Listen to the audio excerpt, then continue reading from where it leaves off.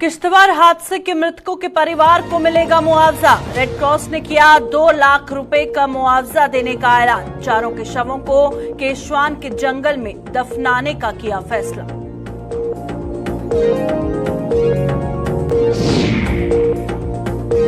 जम्मू दर्शन के नाम पर नाम बड़े और दर्शन छोटे, फीसदी साबित हो रही ओपन बस सेवा। पूरी सीटें भरने पर ही दौड़ती है सड़कों पर।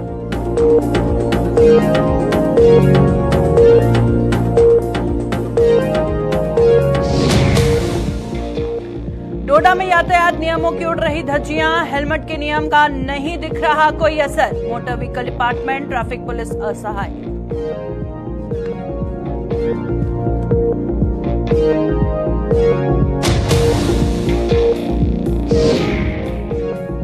आजादी के बाद से सड़क सुविधा को तरस रहे हैं लोग। विकास से महरूम बिलावर ब्लॉक का दूरदराज इलाका। 12 पंचायतों की 30,000 आबादी के सब्र का छलका पैमाना।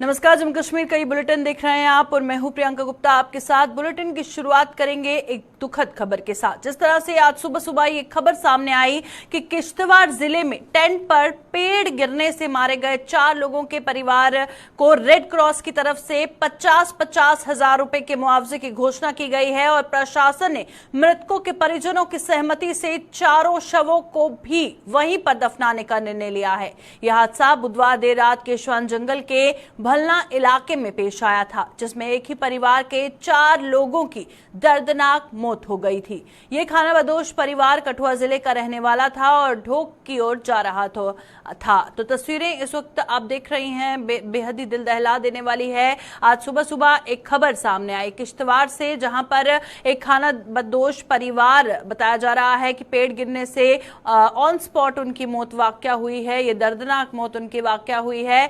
कल जब ये खानाबदोश आगे की ओर बढ़ रहे थे तो रास्ते में जब बहुत तेज बारिश हुई तो उन्होंने सोचा कि हम टेंट लगाकर यहीं पर जो है रह लेते हैं आज रात को। और सोए सोए किस तरह से पेड़ गिरा और उनकी ऑन स्पॉट मौत वाकया हुई। शायद उन्होंने कभी नहीं सोचा था कि ये रात उनकी आखिरी रात होगी। चलिए रुक करते हैं किश्तवाड़ से। हमारे संवाददाता अजय शान हमारे साथ ज्वाइन कर चुके हैं। अजय, बताइएगा, जिस तरह से 4 लोगों की जान गई है, अब मुआवजे के हवाले से क्या कुछ अपडेट है और क्या वहीं पर दफनाने का फैसला लिया है और क्यों?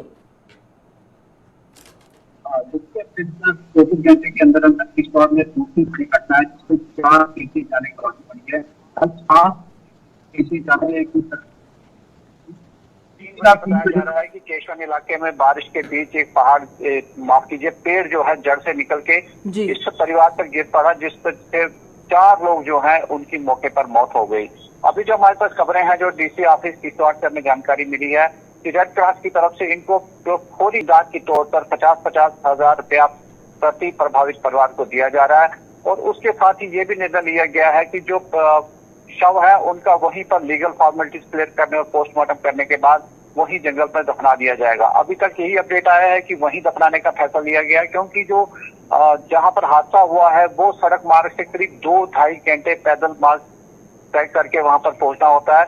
तो काफी कठिनाई वाला रास्ता है और दिक्कतें बढ़ रही हैं, बारिश भी है, मौसम फिर खराब हो रहा है। तो ये फैसला लिया गया है कि इनको वहीं दफनाया जाएगा। आगे क्या होगा वो देखने वाली बात होगी, लेकिन जो अभी हमें जो जानकारी मिली है कि उनको वहीं दफन किया जाएगा। लेकिन प्रशासन की तरफ से जो इमदाद है उसके रूप में 50,000 अभी रेड क्रॉस के हेड से दिया जा रहा है। जो ताकि मदद होगी वो डॉक्यूमेंट बनेंगे वो उसके बाद होगा।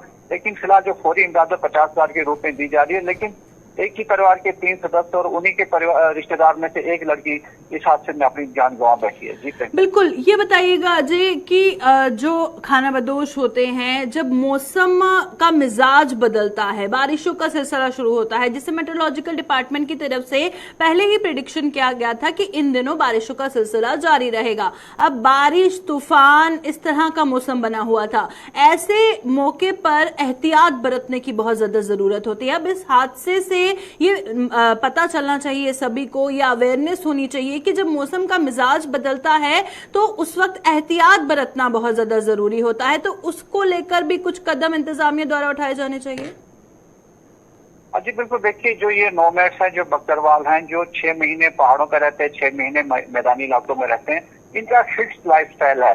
ये अपने खच्चरों पर सामान लाद के, चाहे रसोई का सामान हो, कपड़े हो, लते हो, दूसरी चीजें हो, और आगे आगे इनके जो भेड़ बकरियां चलती रहती हैं। तो वो जब अपनी मंजिल इनकी कई कोसों मील दूर होती है तो रास्ते में कई ठिकानों पर ये रुकते चलते हैं, और कोई पहाड़ी के नीचे सो जाता है, कोई पेड़ के नीचे, और कई बार हमने देखा कि बीच सड़क में भी ये सोए होते हैं।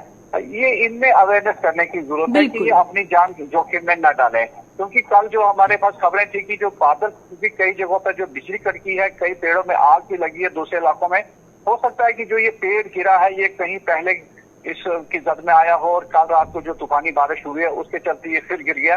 तो कहीं ना कहीं इन परिवारों को भी अवेयर करने की जरूरत है, क्योंकि ये एक किस्म के राहगीर है, नोमैड्स हैं, जो हर दिन अपना ठिकाना बदलते रहते हैं, और इनके पास उतने साधन नहीं है कि इनको सरकार की तरफ से क्या अपडेट आ रहा है, मेट की तरफ से क्या जानकारी मिल रही है। इनके पास उतने साधन नहीं होते हैं, क्योंकि ये गरीब परिवार होते हैं। इनके पास हमने देखा है एक परिवार के पास एक मोबाइल फोन होता है, वो भी बात करने के लिए, क्योंकि जंगलों में रिचार्ज करने तक इनकी सुविधा नहीं रहती है।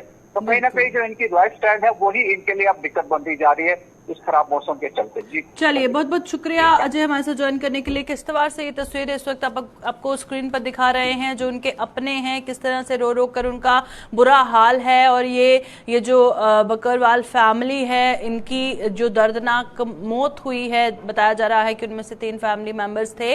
और ग्राउंड से ये तस्वीरें इस वक्त फिलहाल आप अपनी स्क्रीन पर देख सकते हैं। हालांकि मुआवजे का ऐलान रेड क्रॉस द्वारा किया गया है, जिसकी कीमत 2 लाख रुपए बताई जा रही है।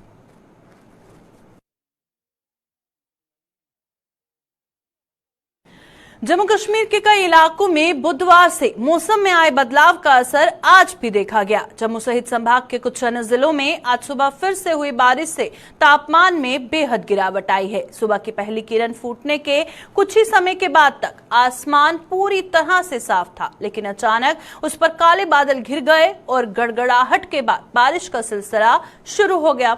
अब बारिश से मौसम में कुछ हद तक ठंडक का एहसास होने से गर्मी से भी लोगों को राहत मिली है। हालांकि सुबह कामकाज पर जाने वाले लोगों को बारिश की वजह से दिक्कतें झेलनी पड़ी, और इस बारिश ने धान की पौध लगा रहे किसानों को भी बेहद राहत पहुंचाई है। आज पहले बहुत 2-4 दिन में पहले बहुत गर्मी थी, आज मौसम जो सुहाना हो गया, बारिश बहुत अच्छी पड़ रही है, तो आज बहुत अच्छा मौसम है। गर्मी में बहुत गर्मी होती है तो काम करने में दिक्कत आती है, आज मौसम अच्छा, काम हो तो हम बढ़िया काम करेंगे।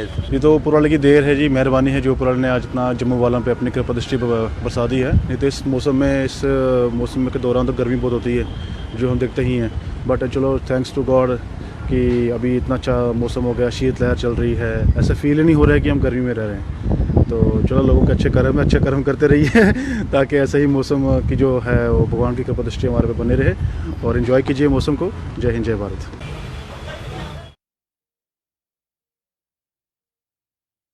जम्मू के पर्यटन स्थलों की सैर के लिए पर्यटन विभाग द्वारा शुरू की गई जम्मू दर्शन नाम से ओपन बस सेवा फीसदी साबित हो रही है। ये बस कभी कभार ही जम्मू की सड़कों पर देखने को मिलती है, और ज्यादातर पर्यटकों को इसकी जानकारी ही नहीं है। आलम यह है कि इस बस की पूरी सीटें भरने पर ही इसे सड़कों पर दौड़ाया जाता है, जिससे ये बस मात्र शो पीस साबित हो रही है।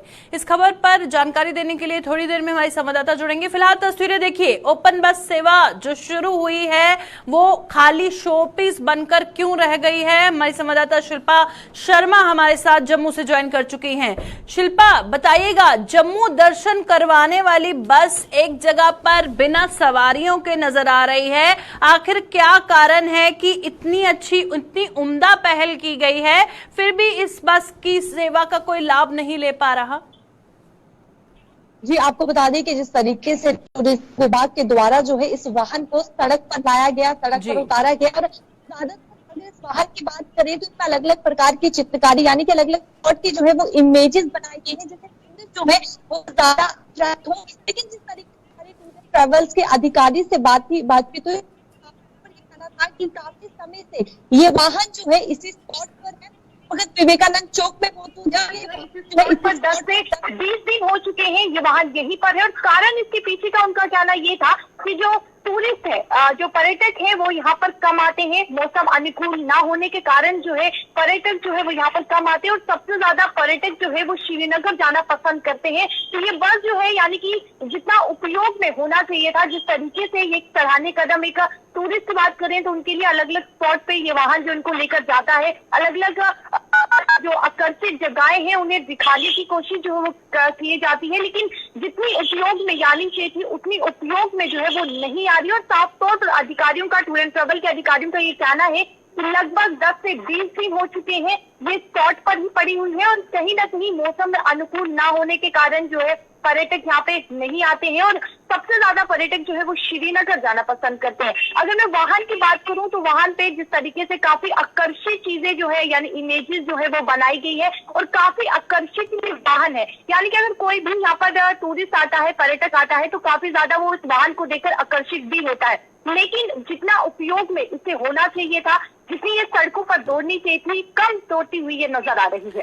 पर ये बताइएगा, जितनी खूबसूरत ये बस दिख रही है, काफी आकर्षित तस्वीरें लगाई गई हैं, तो प्रपोज आइटिनरी क्या है, कहाँ कहाँ पर अगर कोई उस बस में सवार हो जाता है तो उसको जम्मू की कौन कौन सी ऐसी जगह है जहां पर लेके जाया जा सकता है, कितना वक्त लगता है और क्या पूरी बस भरती है तो ही बस चलती है, उसके बारे में बताइएगा। माफ कीजिएगा, सवाल फिर से हो रहा है, बताइएगा। शिल्पा, मैं ये जानना चाह रही हूँ, बहुत खूबसूरत ये बस दिख रही है, आपने कहा बहुत आकर्षित तस्वीरें इसमें लगाई गई हैं, जो प्रपोज आइटिनरी है वो क्या है? अगर कोई यहाँ पर इस बस में बैठ जाता है जम्मू दर्शन के लिए, जो जम्मू दर्शन में कौन कौन सी जगह पर लेके जाया जाता है उसको? देखिए, जम्मू में जिस तरीके से अखनूर फोर्ट ये बस जो है वहां पर पर्यटकों को लेकर जाती है, सुचेतगढ़ बॉर्डर की बात करें वहां पर पर्यटकों को लेकर जाती है और साथ ही साथ अलग अलग जगह, मानसर लेक की बात करें वहां पर भी पर्यटकों को लेकर जाती है। लेकिन जिस तरीके से अधिकारियों का ये कहना है कि पर्यटक जो है वो कम देखने को मिल रहे हैं, श्रीनगर की तरफ वो ज्यादा जा रहे हैं और उपयोग की बात करें तो बस जो है वो कम उपयोग में आ रही है। हालांकि वाहन को इस प्रकार से तैयार किया गया है, वाहन को इस प्रकार से बनाया गया है, काफी खूबसूरत इस वाहन को बनाया गया है, लेकिन कम जो है उपयोग इसका हो रहा है। चलिए, बहुत बहुत शुक्रिया हमारे से ज्वाइन करने के लिए। शिल्पा शर्मा हमारे से ज्वाइन की हुई थी और ये खबर दिखाने का मकसद ये है कि बहुत कम लोगों को इस जम्मू दर्शन बस जो है ये ओपन बस सेवा जो शुरू की गई है, बहुत कम लोगों को पता है। तो ज्यादा से ज्यादा लोगों तक ये जानकारी पहुंचे और ज्यादा से ज्यादा सवारियां जो हैं इसमें बैठे और जम्मू दर्शन करें। इससे टूरिज्म जाहिर तौर पर बहुत ज्यादा बूस्टअप होगा, बहुत फायदा यहाँ के लोगों को होगा अगर सही तरीके से इसे इस्तेमाल किया जाता है तो।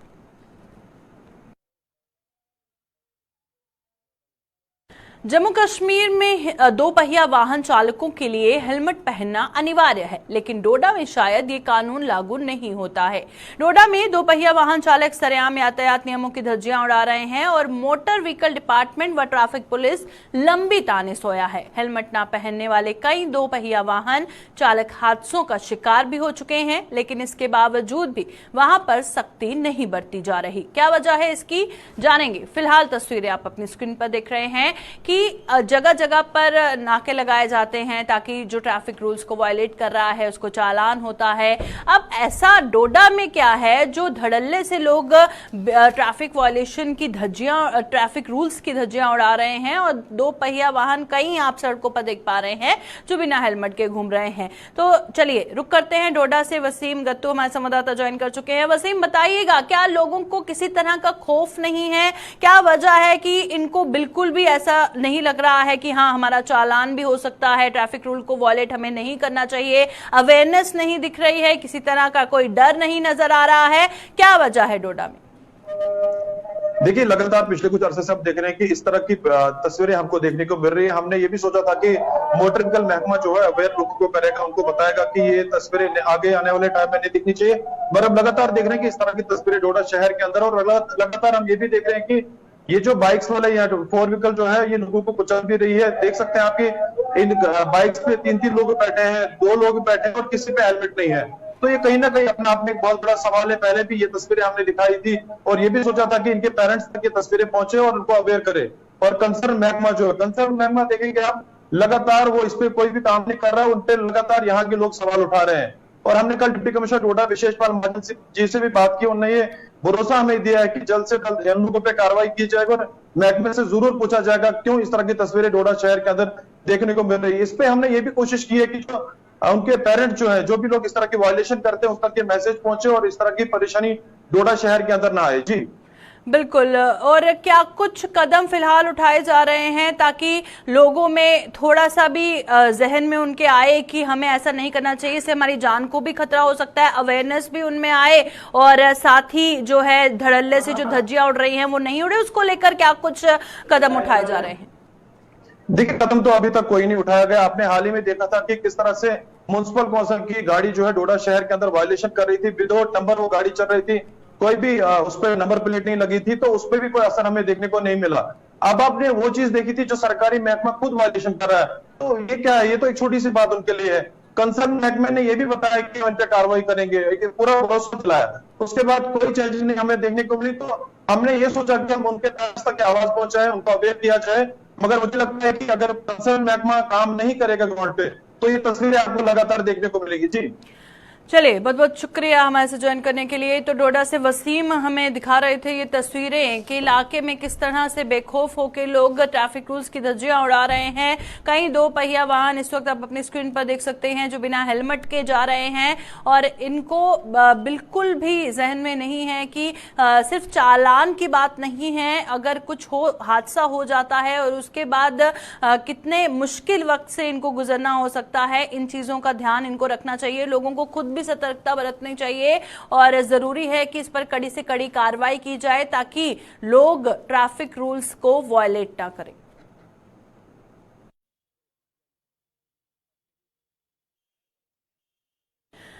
कठुआ जिले के बिलावर ब्लॉक के दूरदराज के इलाके में आजादी के बाद से सड़क का निर्माण नहीं हो पाया है। इस ब्लॉक के गुड्डू फलाल से बंजवाल तक जाने के लिए लोगों को नाकुच चने चबाने पड़ते हैं, लेकिन आज तक कोई भी सरकार इनकी सुध नहीं ले पाई है।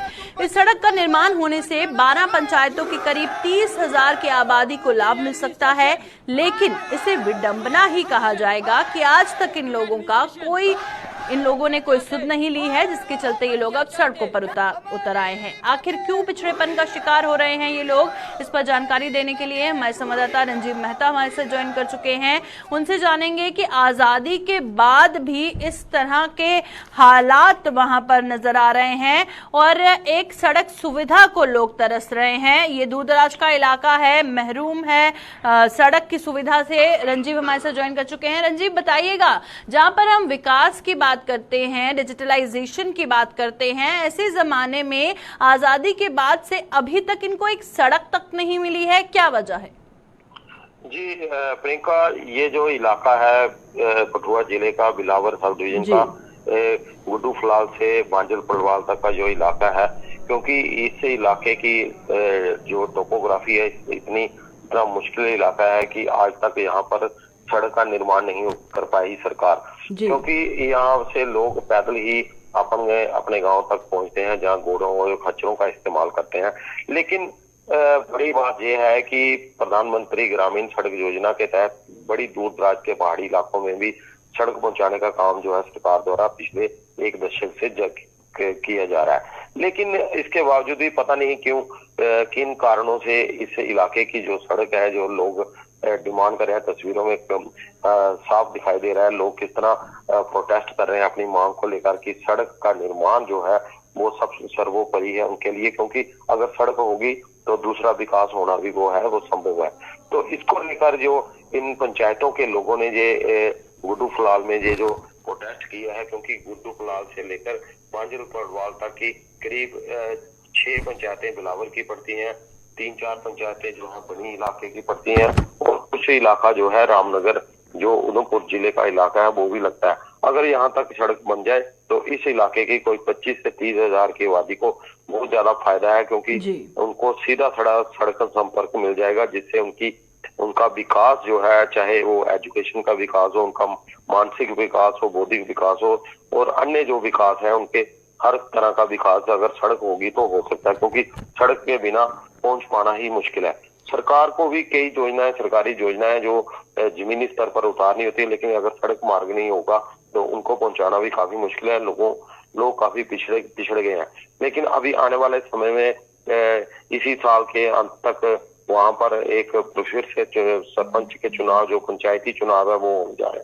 उसको लेकर लोगों ने पहले ही आवाज उठाना शुरू कर दी है कि सड़क का निर्माण जो है इस इलाके का सबसे मुख्य मुद्दा रहेगा। चलिए, बहुत बहुत शुक्रिया रंजीव हमारे से ज्वाइन करने के लिए। रंजीव कठुआ से हमारे संवाददाता जानकारी दे रहे थे। और आपको जानकर हैरानी होगी कि इतने सालों से, अरसों बरसों से इतनी आबादी है यहाँ पे, उसके बावजूद इनके पास सड़क की सुविधा नहीं है। जहां पर हम विकास की बात करते हैं, डेवलपमेंट की ये तस्वीरें इस वक्त साफ तौर पर अपनी स्क्रीन पर देख सकते हैं। जम्मू शहर से कुछ ही दूरी पर नगरोटा में स्थित प्राचीन मंदिर कोलकंडोली के प्रचार प्रसार को लेकर मंदिर पुजारी ने जम्मू कश्मीर के उपराज्यपाल मनोज सिन्हा, पूर्व विधायक देवेंद्र सिंह राणा और पर्यटन विभाग से अपील की है। पुजारी ने कहा कि मां कोलकंडोली के मंदिर के प्रचार प्रसार के लिए जगह जगह बोर्ड लगाए जाने चाहिए, ताकि बाहरी राज्यों से आने वाले श्रद्धालुओं को मां कोलकंडोली के प्राचीन मंदिर के बारे में पता चल सके। इनका कहना है कि लखनपुर से लेकर जम्मू तक मां कोलकंडोली मंदिर के बोर्ड लगने चाहिए, ताकि हर एक श्रद्धालु यहां पर जो भी होकर गुजरे, यहां का इतिहास जानकर दूसरों को भी उसके बारे में जानकारी उपलब्ध करवा सके। और प्रिय भक्तों, जो कि जम्मू से आती हुई रेल, जम्मू से आती हुई गाड़ी, जहाँ पे जैसे श्रेण बोर्ड कटरा वाले हर जगह बोर्ड लगा जा रहे हैं, हम उन्हें सब, जो जम्मू की सरकार है, उन्हें कहते हैं, एलजी साहब जी से कहते हैं कि मां कोलकंडोली के मंदिर के लिए बोर्ड लगाए जाएं बाईपास में, हर जगह रोड में, किलोमीटर के फैसले पर, कि मां कोलकंडोली का प्रचार हो सके, क्योंकि सनातन धर्म जाग सके। क्योंकि सनातन धर्म के लिए कोई भी जम्मू की सरकार नहीं सोच रही कि जहाँ पे माँ कोलकंडोली जहाँ पे बैठी हुई है, जो पहला दर्शन है, कहते हैं पहला दर्शन, मगर रश यहाँ पे भक्तजन वो ही आते हैं जम्मू के मंगलवार एतवार को। और मैं यही कहूँगा कि जहाँ से कठुआ से बोर्ड लगाए जाएं कि कितने कितने किलोमीटर तक माँ दूरी रह रही है, कि ये पहला दर्शन बाईपास से कोई ना जाए, जहाँ पे आए जम्मू के जो रेलवे के गाड़ी वाले ड्राइवर हैं उन्हें बताया जाए, जो जहाज की ग्राउंड से ड्राइवर हैं उन्हें बताया जाए, जो भी गाड़ी आए जम्मू से गाड़ी आए, वो पहला दर्शन करके माँ कोलकंडोली का जहाँ से निकले। और जो हमारे राणा साहब हैं उनसे भी विनती है, टूरिज़्म वालों से भी विनती है कि वो अपने अपने बोर्ड लगाएं और माँ कोलकंडोली के भवन का यहाँ पे उसका प्रचार करें। हम लोगों को बहुत अच्छा फील हुआ, माता रानी के दर्शन भी हम लोगों को बहुत अच्छे तरीके से हुए। और कोलकंडोली माता के मैंने सुना था, इसलिए पहली बार मैं यहाँ दर्शन करने आया हूँ, बहुत अच्छा लग रहा है। बहुत सुकून है, हम हर साल आते हैं, 15 साल हो गए आते हुए। बस माता का कृपा कर रही है तो इसके दर्शन कर रहे हैं। मैया रानी के पहले वैष्णो देवी गए थे, उसके बाद यहाँ आए। जी मैम, जय माता दी।